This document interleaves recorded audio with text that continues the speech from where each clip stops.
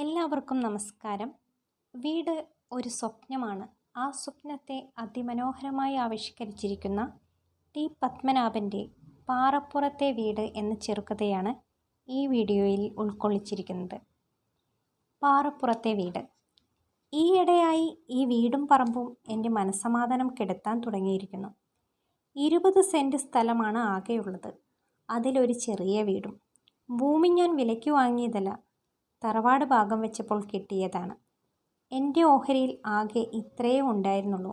ഈ പൊട്ടപ്പാറയിൽ പാഴ്ചെടികൾ പോലും വളർന്നിരുന്നില്ല. പാഴ്ചെടികൾക്കും വളരാൻ മണ്ണ് വേണമല്ലോ. ഇതൊക്കെ കൊണ്ടാണ് ഭാഗസമയത്ത് ഇതെടുക്കാൻ ആരും ഉണ്ടായിരുന്നില്ല. അങ്ങനെയാണ് ഒടുവിൽ എൻ്റെ തലയിൽ വന്നു വീണത്. എൻ്റെ ഓഹരിയിലേക്ക് എന്താണ് വെക്കുന്നത് എന്ന് എന്നോട് ആരും വ്യക്തമായി പറഞ്ഞിരുന്നില്ല. ഞാൻ സ്ഥലത്തുണ്ടായിരുന്നതുമില്ലല്ലോ. രജിസ്റ്റർ ചെയ്യുന്നതിന് ഇവിടെ എത്തിയപ്പോഴാണ് പാറക്കണ്ടിയാണ് എനിക്ക് കിട്ടുന്നതെന്ന് മനസ്സിലായത്. ആദ്യം എനിക്ക് വിഷമമുണ്ടായിരുന്നു. എങ്കിലും അപ്പോൾ ഞാൻ വേറൊരു തരത്തിലും കാര്യങ്ങളെ കണ്ടിരുന്നു. ഒരു പക്ഷേ ഒരു വിഡ്ഢിയായതുകൊണ്ട് തന്നെ ആയിരിക്കാം.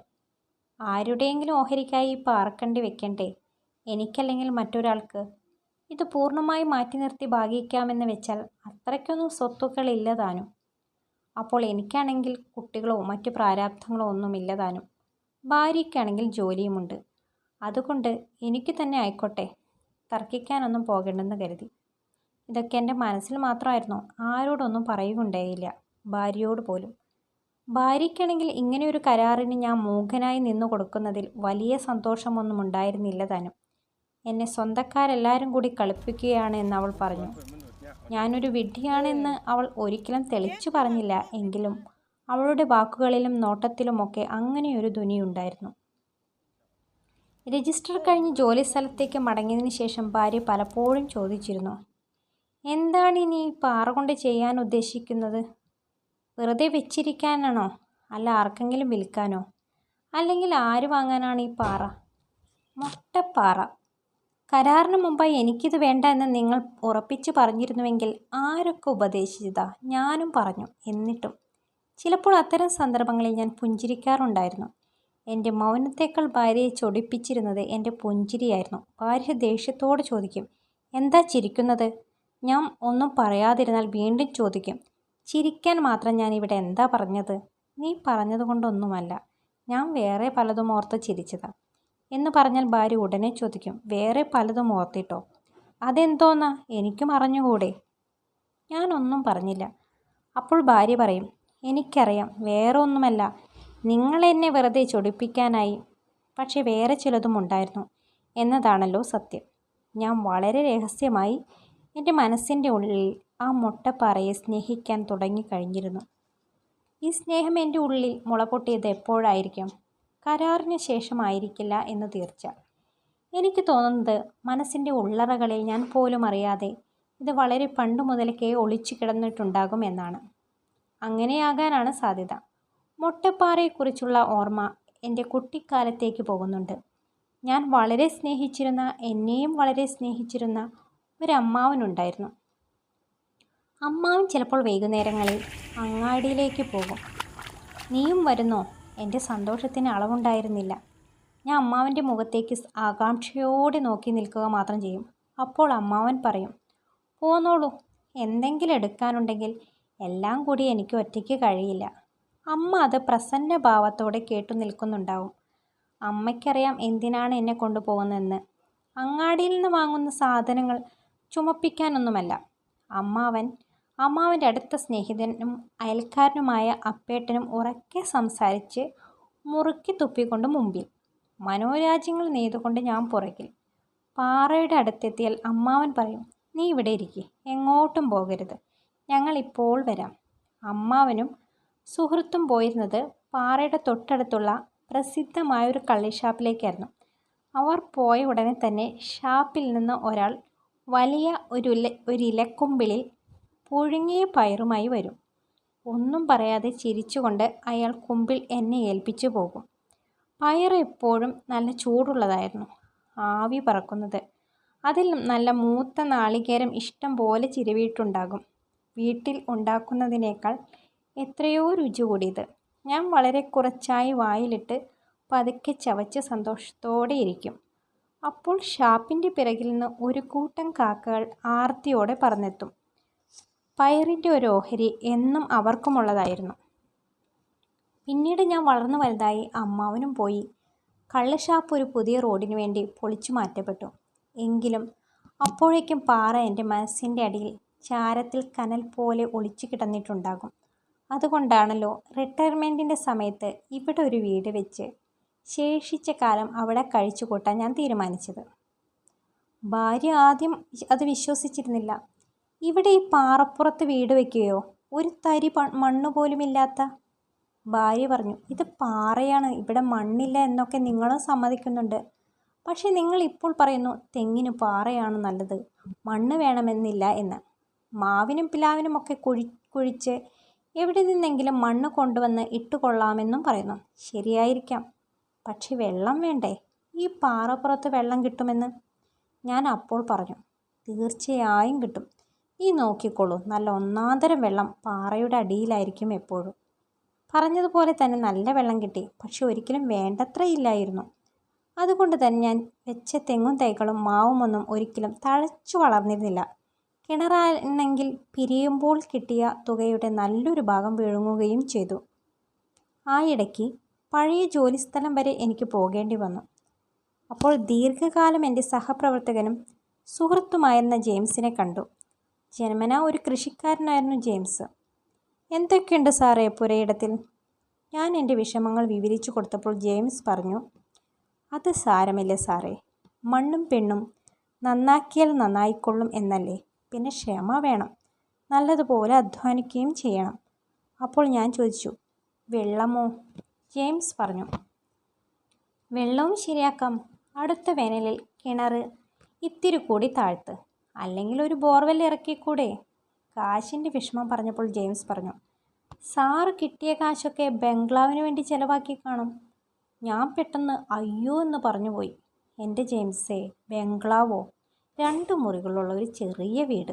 ജെയിംസ് പറഞ്ഞു, എനിക്കറിയാം സാറേ, അത്തരം ഷോവിനൊന്നും സാറ് പോകില്ലെന്ന്. ഞാൻ വെറുതെ തമാശ പറഞ്ഞതല്ലേ. പിരിയാൻ നേരത്തെ ജെയിംസ് 2 മുരിങ്ങ കമ്പുകൾ നനഞ്ഞ തുണിയിലും ന്യൂസ് പേപ്പറിലും പൊതിഞ്ഞ് എന്നെ ഏൽപ്പിച്ചു. ഇതിൻ്റെ യോഗ്യതയെക്കുറിച്ചൊന്നും ഞാൻ പറയണ്ടല്ലോ. ജെയിംസിൻ്റെ മുരിങ്ങ ഒരു അപൂർവ ജനുസിൽപ്പെട്ടതാണെന്ന് എനിക്കറിയായിരുന്നു. സാധാരണയിൽ കവിഞ്ഞ നീളവും വണ്ണവുമുള്ള കായ്കൾ, മരം നിറയെ, അതും ഏതാണ്ട് കൊല്ലം മുഴുവൻ. രുചിയാണെങ്കിൽ. ഞാൻ ജെയിംസിനോട് പറഞ്ഞു, പക്ഷേ ജെയിംസേ, ഇതിനും മണ്ണ് വേണ്ടേ, വെള്ളം വേണ്ടേ? ജെയിംസ് അപ്പോൾ പറഞ്ഞു, സാറ് മുടക്കൊന്നും പറയണ്ട, മണ്ണും വെള്ളവും ഒക്കെ ഉണ്ടാവും. സാറ് പോയി സന്തോഷത്തോടെ ഇത് നട്ടിട്ട് ആദ്യത്തെ കായ് പറിച്ചതിന് ശേഷം എനിക്ക് എഴുതുകയും വേണം. ജെയിംസ് പറഞ്ഞല്ലോ മണ്ണും വെള്ളവും ഒക്കെ ഉണ്ടാകുമെന്ന്. അത് കുറേ ശരിയായിരുന്നു. വരാന്തയിൽ നിന്ന് ഗേറ്റിലേക്ക് പോകുന്ന വഴിയിൽ ഭൂമിക്കടിയിൽ ഒരു ചെറിയ മൺകുത്തുണ്ടായിരുന്നു, ഏതാണ്ട് മുകളിലായി തന്നെ. അവിടെ ഞാൻ ജെയിംസിൻ്റെ മുരിങ്ങക്കമ്പുകൾ നട്ടു. ഭാര്യയ്ക്ക് അവിടെ നടന്നത് ഇഷ്ടമായിരുന്നില്ല. ഭാര്യ ചോദിച്ചു, ആരെങ്കിലും വീടിൻ്റെ മുമ്പിൽ മുരിങ്ങ നടുമോ? അത് മുറ്റത്ത് തന്നെ? ഞാൻ പറഞ്ഞു, എവിടെയെങ്കിലും നടേണ്ടേ? പിന്നെ ജെയിംസ് തന്നത് കളയാൻ കഴിയുമോ? മുറ്റമൊക്കെ നമുക്ക് പിന്നീടാകാം, ആദ്യം ഇത് പിടിച്ചു കിട്ടുമെന്ന് നോക്കട്ടെ. പിടിച്ചു കിട്ടിയെന്ന് മാത്രമല്ല, വളരെ വേഗത്തിൽ 2 കമ്പുകൾ വളരുകയും ചെയ്തു. അതും എന്തൊരു വളർച്ച! അപ്പോൾ എവിടെ നിന്നോ പക്ഷികൾ കൊത്തിക്കൊണ്ടുവന്ന ഫാഷൻ ഫ്രൂട്ടിൻ്റെ ഒരു വിത്ത് വീടിന് തൊട്ടുള്ള മുരിങ്ങയുടെ ചുവട്ടിൽ കിളിർത്തു വന്നു. താഴത്തെ ശാഖകളെ ചുറ്റിപ്പണഞ്ഞ് വളരെ വേഗം വള്ളി ആകാശത്തിൽ ഒരു പന്തല് കെട്ടി. പന്തലിന് മുകളിലുള്ള ചില്ലകളിലായിരുന്നു കായ്കൾ, സമൃദ്ധമായി. കായ്കളുടെ പതിവില്ലാത്ത തരത്തിലുള്ള വലിപ്പം കണ്ട് പലപ്പോഴും റോഡിലൂടെ പോകുന്നവർ പോലും നോക്കി നിന്നു. ഫാഷൻ ഫ്രൂട്ടിൻ്റെ ഇടതൂർന്ന പച്ചപ്പന്തൽ വരാന്തയ്ക്കും നടുവിലത്തെ മുറിക്കും നല്ല കുളിർ നൽകി. വൈകുന്നേരങ്ങളിൽ ഞാൻ പന്തലിൻ്റെ ചുവട്ടിലിരുന്ന് സമയം പോക്കി. അവിടെ എൻ്റെ ചുറ്റുമായി ഒട്ടേറെ കൂട്ടുകാരുണ്ടായിരുന്നു. പച്ചക്കിളികൾ, മഞ്ഞക്കിളികൾ, ബുൾബുളുകൾ, അയോറകൾ, തേൻകിളികൾ, പാവപ്പെട്ട ചപ്പിലക്കിളികൾ. പക്ഷെ ഞാനുമായി ഏറ്റവും അടുത്ത ബന്ധം പുലർത്തിയത് 2 വണ്ണാത്തിപ്പുള്ളുകളായിരുന്നു, ഭാര്യയും ഭർത്താവും. മറ്റുള്ളവർ ഇടയ്ക്ക് വന്നു പോകുമ്പോൾ ഇവർ 2 പേരും സദാ വള്ളിയുടെ പടർപ്പുകളിൽ തന്നെയിരുന്നു. എനിക്ക് വേണ്ടി ഇവർ എപ്പോഴും പാട്ടുപാടി എൻ്റെ വളരെ അടുക്കെ വന്ന് ഞാന്ന് കിടക്കുന്ന വള്ളികളിൽ ഊഞ്ഞാലാടുകയും ചെയ്തു. വണ്ണാത്തിപ്പുള്ളുകളുടെ വീട് വള്ളികളുടെ ഇടയിൽ എവിടെയോ ആയിരുന്നു. പക്ഷെ എത്ര നോക്കിയിട്ട് എനിക്ക് ഒരിക്കലും അത് കാണാൻ കഴിഞ്ഞില്ല. സന്ധ്യയ്ക്ക് ഇലപ്പടർപ്പിൻ്റെ ചോടയിരിക്കുന്നത് വളരെ സന്തോഷകരമായ ഒരു അനുഭവമായിരുന്നു. ഇലകളുടെ ഇടയിലൂടെ പാറി വരുന്ന മിന്നാമിനുങ്ങുകൾ, ഇലകൾക്ക് മുകളിൽ അങ്ങ് എവിടെയോ നക്ഷത്രങ്ങൾ, ചിലപ്പോൾ കൂടണയാതെ അപ്പോഴും എൻ്റെ അരികെ ഇരുന്ന് പാടുന്ന വണ്ണാത്തിപ്പുള്ളുകൾ. മനസ്സിൽ പണ്ടെന്നോ പഠിച്ചു മറന്ന ഒരു പദ്യത്തിൻ്റെ വരികൾ. ഇതെന്തൊരാനന്ദം, ഇതെന്തു കൗതുകം. പക്ഷേ സമാധാനത്തിൻ്റെയും സംതൃപ്തിയുടെയും ഈ ദിവസങ്ങൾ പതുക്കെ അപ്രത്യക്ഷമാകാൻ തുടങ്ങി. സംഭവിച്ചത് ഇതായിരുന്നു. ഒരു ദിവസം അപരിചിതനായ ഒരാൾ റോഡിൽ എന്നെ തടുത്തു നിർത്തി വളരെ പതുക്കെ ചോദിച്ചു, വീടും പറമ്പും വിൽക്കുന്നുവെന്ന് കേട്ടല്ലോ, ശരിയാണോ? ഞാൻ ആശ്ചര്യത്തോടെ അയാളുടെ മുഖത്തേക്ക് നോക്കി നിന്നു. ഞാൻ എൻ്റെ വീടും പറമ്പും വിൽക്കുന്നു എന്നോ? ഞാൻ നീരസം ഒളിച്ചു വെക്കാതെ അയാളോട് ചോദിച്ചു, നിങ്ങളോട് ആരാ ഇത് പറഞ്ഞത്? അയാൾ ചിരിച്ചുകൊണ്ട് എന്നാൽ വളരെ ഗൗരവത്തോടെ തന്നെ പറഞ്ഞു, ആരെങ്കിലും ആകട്ടെ, സാർ ഒരു തീരുമാനമെടുക്കുന്ന മുമ്പായി എന്നോട് പറയണം. മറ്റാര് തരുന്നതിനേക്കും കൂടുതലായി എനിക്ക് തരാൻ കഴിയും. അങ്ങനെ പറഞ്ഞ അയാളുടെ കാർഡ് എൻ്റെ കയ്യിൽ പിടിപ്പിച്ച് അയാൾ പോയി. പോകുന്നതിന് മുമ്പായി ഇത്രയും കൂടി പറയുകയും ചെയ്തു, ഞാൻ അടുത്ത് തന്നെ വരുന്നുണ്ട്. അയാൾ കണ്ണിൽ നിന്ന് മറഞ്ഞപ്പോൾ ആ കാർഡ് ഞാൻ വലിച്ചെറിഞ്ഞു. ഈ വിവരം ഞാൻ ഭാര്യയോട് പറയുകയുണ്ടായില്ല. ഏതോ ഒരുവൻ, ഒരു വിഡ്ഢി, ആളെ തെറ്റിദ്ധരിപ്പിച്ച് പറഞ്ഞതായിരിക്കാം എന്ന് കരുതിയേയുള്ളൂ. ഞാൻ തന്നെ വേഗത്തിൽ അത് മറക്കുകയും ചെയ്തു. പക്ഷേ ഒരാഴ്ചയ്ക്ക് ശേഷം അയാൾ വീണ്ടും വന്നു. ഇത്തവണ കാഴ്ചയിൽ വലിയ പണക്കാരനാണെന്ന് തോന്നിക്കുന്ന മറ്റൊരാളും കൂടെയുണ്ടായിരുന്നു. അവർ വന്നത് വീട്ടിലേക്ക് തന്നെയായിരുന്നു. ഞാൻ പറയുന്നതിന് മുമ്പായി തന്നെ അവർ എൻ്റെ മുമ്പിലിരുന്നു. എന്നിട്ട് പണക്കാരനാണെന്ന് തോന്നിച്ച ആൾ പറഞ്ഞു, എനിക്ക് വേണ്ടിയായിരുന്നു ഇദ്ദേഹം സാറിനെ സമീപിച്ചത്. ഞാൻ ഒന്നും പറയാതിരുന്നപ്പോൾ അയാൾ വീണ്ടും ചോദിച്ചു, സാർ ഒരു തീരുമാനമെടുത്തോ? ഞാൻ പെട്ടെന്ന് ദേഷ്യത്തോട് ചോദിച്ചു, എന്ത് തീരുമാനം? പക്ഷേ എൻ്റെ ദേഷ്യം കാര്യമാക്കാതെ അയാൾ പറഞ്ഞു, ഞാൻ 10 ലക്ഷം തരാൻ തയ്യാറാണ്. 10 ലക്ഷം എന്ന് പറഞ്ഞാൽ സെൻറ്റിന് 50,000 ഇവിടങ്ങളിലൊന്നും ഇത്രയേറെ. ഞാൻ അടുപ്പോടെ പറഞ്ഞു, നോക്കൂ, നിങ്ങൾക്ക് തെറ്റിപ്പോയിരിക്കുന്നു. ഞാൻ ഈ സ്ഥലം വിൽക്കുന്നില്ല, വിൽക്കുന്നുവെന്ന് ആരോട് പറഞ്ഞിട്ടുമില്ല. അങ്ങനെയുള്ള എൻ്റെ അടുക്കൽ വന്ന് ഞാൻ പിന്നെ എന്തൊക്കെയോ പറഞ്ഞിരിക്കണം. അയാൾ പക്ഷെ അതൊന്നും കാര്യമായി എടുത്തില്ല. ഇനിയും വരും, സാർ ആർക്കും വാക്ക് കൊടുക്കരുത് എന്ന് പറഞ്ഞ് പുഞ്ചിരിച്ചുകൊണ്ട് അവർ പോയത്. സംഭാഷണം മുഴുവൻ ഭാര്യയും കേട്ടിരുന്നു. അവർ പോയ ഉടനെ ഭാര്യ പറഞ്ഞു, അപ്പോൾ വിൽക്കാൻ തീരുമാനിച്ചു അല്ലേ? ഞാൻ ചോദിച്ചു, ആര് പറഞ്ഞു? എൻ്റെ ദേഷ്യം കാര്യമാക്കാതെ ഭാര്യ സന്തോഷത്തോടെ പറഞ്ഞു, 10 ലക്ഷം രൂപ ഈ പാറയ്ക്ക്. എനിക്ക് വിശ്വസിക്കാനേ കഴിയുന്നില്ല. എന്തായാലും നാലാളറിഞ്ഞ് എന്തെങ്കിലും മുടക്കം വരുന്നതിന് മുമ്പായി തന്നെ.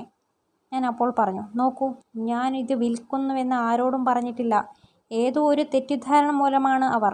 ഭാര്യ അപ്പോൾ ചോദിച്ചു, വിറ്റാരെന്താ? 10 ലക്ഷം രൂപ പറയുമ്പോൾ ആ പണം കൊണ്ട് നമ്മൾക്ക്? ഞാൻ ഉറക്കെ പറഞ്ഞു, ഇല്ല. എൻ്റെ ശബ്ദം ഭാര്യയെ നടുക്കിയിരിക്കണം. ഒരിക്കലും അത്ര ഉച്ചത്തിലൊന്നും പറയാറുണ്ടായിരുന്നില്ല. അതുകൊണ്ട് അവൾ അത്ഭുതത്തോടെ എന്നെ നോക്കി. ഞാൻ അപ്പോൾ മടുപ്പോടെ പറഞ്ഞു, ദൈവമേ, ഇതൊരു സൊല്ലയായല്ലോ. പക്ഷെ വലിയ സൊല്ലകൾ വരാനിരിക്കുന്നതേ ഉണ്ടായിരുന്നുള്ളൂ. പിന്നീടുള്ള ദിവസങ്ങളിൽ ആളുകളുടെ വരവായിരുന്നു. ബ്രോക്കർമാരുടെ ബ്രോക്കർമാർ, ഇവരുടെയൊന്നും സഹായമില്ലാതെ നേരിട്ട് തന്നെ വില പറയാൻ വരുന്നവർ. അങ്ങനെ എത്രയോ പേർ. ആദ്യം വന്ന കൂട്ടരും ഇടയ്ക്കിടെ വരുന്നുണ്ടായിരുന്നു. ഇവരിൽ നിന്ന് ഒരു തരത്തിലും ഒഴിഞ്ഞു മാറാൻ എനിക്ക് കഴിഞ്ഞില്ല. പതുക്കെ പതുക്കെ ഞാൻ അവരുടെ ഒരിരയായി മാറുകയായിരുന്നു. ഒരു ഘട്ടത്തിൽ വീടിനും പറമ്പിനും മാത്രമല്ല, എനിക്ക് കൂടി ഇക്കൂട്ടർ വില പറയുമോ എന്ന് ഞാൻ ഭയപ്പെട്ടു. ഇതിനിടയിൽ വലിയ വില തന്ന് പറമ്പ് വാങ്ങാൻ ആൾക്കാർ വരുന്ന വിവരം നാട്ടിലും പലരും അറിഞ്ഞു കഴിഞ്ഞിരുന്നു. ആളുകൾ എന്നെ നോക്കിയതും എന്നോട് ചോദിച്ചതുമൊക്കെ അതുവരെയില്ലാത്ത ഒരു രീതിയിലായിരുന്നു. ചെട്ടിയാരുടെ പീടികയിൽ സാമാനം വാങ്ങാൻ വരുന്നവർ എന്നെ കണ്ടപ്പോൾ കുശുകുശുത്തു. ആളുകൾക്ക് ചൂണ്ടിക്കാണിച്ചു കൊടുക്കുകയും ചെയ്തു. ചെട്ടിയാരും ഒന്നിലധികം തവണ ചോദിച്ചു, ഉറപ്പിച്ചോ? എത്രയ്ക്കാ? രാത്രി ശരിക്കും ഉറങ്ങാൻ കഴിഞ്ഞിരുന്നില്ല. ഒരിക്കൽ ഭാര്യ പറഞ്ഞു, നമുക്കിതങ്ങ് വിറ്റുകൂടെ? എന്നാൽ പിന്നെ രാത്രി സമാധാനത്തോടെ ഉറങ്ങാനെങ്കിലും കഴിയുമല്ലോ. ഞാൻ പറഞ്ഞു, എനിക്ക് മനസ്സിലാകുന്നേയില്ല. എന്തിനാണ് ഇത്രയും പൈസയും കൊടുത്തിവർ? ഇതിൽ തീർച്ചയായും എന്തോ കൃത്രിമത്വമുണ്ട്. അല്ലെങ്കിൽ ഒരിക്കലും. ഭാര്യ അപ്പോൾ ദേഷ്യത്തോടെ മടുപ്പോടുകൂടി പറഞ്ഞു, നിങ്ങൾ എന്തിനാണ് അതൊക്കെ ആലോചിക്കുന്നത്? പണം നിങ്ങൾക്കല്ലേ കിട്ടുന്നത്, നിങ്ങൾ അവർക്ക് കൊടുക്കാനല്ലല്ലോ. പിന്നെ എന്തിനാണ് വേണ്ടാത്തതൊക്കെ ആലോചിച്ച്? ഞാൻ മിണ്ടാതെ കിടന്നപ്പോൾ ഭാര്യ വീണ്ടും പറഞ്ഞു, അവരൊക്കെ ഗൾഫിൽ നിന്ന് വരുന്ന കാശുകാർ. അവർ മനസ്സിൽ എന്തെങ്കിലും കണ്ടിട്ടുണ്ടാകും. ഒന്നെങ്കിൽ ഒരു ഷോപ്പിംഗ് കോംപ്ലക്സ്, അല്ലെങ്കിൽ വലിയൊരു ആശുപത്രി, അതുമല്ലെങ്കിൽ ആ പാറയൊക്കെ കുഴിച്ചു മാറ്റി അതിൻ്റെ ഇടയിൽ വല്ല പൊന്നുണ്ടോ എന്ന് നോക്കാനായിരിക്കും. പണമുള്ളവർക്ക് എന്താണ് ചെയ്തുകൂടാത്തത്? ഞാൻ പറയുന്നതും നമ്മൾ അതൊന്നും അന്വേഷിക്കാൻ പോകേണ്ട എന്നാണ്. ഞാൻ എന്തോ പറയാൻ തുടങ്ങിയപ്പോൾ ഭാര്യ തടുത്തു. വേണ്ട, ഇനി ഒന്നും എനിക്ക് കേൾക്കണ്ട. ഇത് വെറ്റേ പറ്റൂ. ഇനി ആൾ വന്നാൽ ഞാൻ പറയും. ഞാൻ ഒന്നും പറയാതെ കിടന്നപ്പോൾ അവൾ മടുപ്പോടെ ചോദിച്ചു, മനുഷ്യന് സമാധാനം വേണ്ടേ? ഇത് വിറ്റാൽ സമാധാനം കിട്ടുമോ എന്ന് ഞാൻ ചോദിച്ചു. പക്ഷേ പതുക്കെ എൻ്റെ മനസ്സും ചഞ്ചലമാകാൻ തുടങ്ങി. ഒരു തരത്തിലും രക്ഷപ്പെടാൻ നിവർത്തിയില്ല എന്ന് വരുമ്പോൾ ശരി, എന്നെ കൊന്നോളൂ എന്ന് പറഞ്ഞു നിന്നു കൊടുക്കുന്ന ഒരു ദയനീയ അവസ്ഥ വരുമല്ലോ. മനുഷ്യനായാലും മൃഗത്തിനായാലും അത്തരം ഒരവസ്ഥയിലേക്ക് ഞാൻ പതുക്കെ നീങ്ങുകയായിരുന്നു. പക്ഷേ ഇതിനിടയ്ക്ക് വേറൊരു സംഭവം ഉണ്ടായി. കേട്ടാൽ നിസ്സാരമാണെന്ന് തോന്നിയിരിക്കാം. പ്രത്യേകിച്ചും ഈ ലക്ഷങ്ങളുടെ കണക്കുകൾക്കിടയിൽ എൻ്റെ 2 മുരിങ്ങ മരങ്ങളെക്കുറിച്ച് ഞാൻ പറഞ്ഞിരുന്നുവല്ലോ. ഒരു ദിവസം പൊടുന്നനെ അവ പൊട്ടിപ്പോയി. കാറ്റോ മഴയോ ഒന്നും ഉണ്ടായിരുന്നില്ല. വലിയൊരു ശബ്ദം കേട്ട് എന്തോന്നറിയാൻ ഞാൻ ഓടി വന്ന് നോക്കിയപ്പോൾ വരാന്തയ്ക്ക് തൊട്ടുള്ള മുരിങ്ങ നടുക്ക് വെച്ച് മുറിഞ്ഞ് പൊട്ടിയ ഭാഗം നിലത്ത് വീഴാതെ ഫാഷൻ ഫ്രൂട്ടിൻ്റെ ശക്തമായ വള്ളികളിൽ ചാഞ്ഞു കിടന്നു. വള്ളികൾ അടുത്ത മുരിങ്ങയുടെ ശാഖകളിലേക്ക് പടർന്നു കയറിയിരുന്നു. അതുകൊണ്ട് ഭാരം മുഴുവൻ ആ മരത്തിന്മേലായി. മരം വളയുന്നുണ്ടായിരുന്നു. ഞാൻ നോക്കി നിൽക്കെ പെട്ടെന്ന് അതും പൊട്ടി. എനിക്ക് ശരീരത്തിൻ്റെ ഒരു ഭാഗം മുറിഞ്ഞു പോയതുപോലെയായിരുന്നു. എത്ര സ്നേഹിച്ചിരുന്നതായിരുന്നു. അയൽവക്കത്തുള്ളവർക്കൊക്കെ കൊടുത്തതിന് ശേഷം പ്ലാസ്റ്റിക് സഞ്ചികളിലാക്കി ദൂരത്തുള്ള സ്നേഹിതന്മാർക്കും ബന്ധുക്കൾക്കും മുരിങ്ങക്കായ എത്തിക്കാറുണ്ടായിരുന്നു. ഫാഷൻ ഫ്രൂട്ടിൻ്റെ തുടുത്ത മഞ്ഞപ്പഴങ്ങൾ ശേഖരിച്ചു വെച്ച് വൈകുന്നേരങ്ങളിൽ വീട്ടിലേക്ക് മടങ്ങുന്ന സ്കൂൾ കുട്ടികളെ കാത്തിരിക്കാറുണ്ടായിരുന്നു. ഇനി അതൊന്നും. അയൽവക്കത്തെ കുട്ടികളുടെ സഹായത്തോടെ ഏറെ നേരെ പണിപ്പെട്ടിട്ടാണ് മുറ്റത്ത് നിന്ന് മരവും വള്ളിയും ഒക്കെ നീക്കം ചെയ്തത്.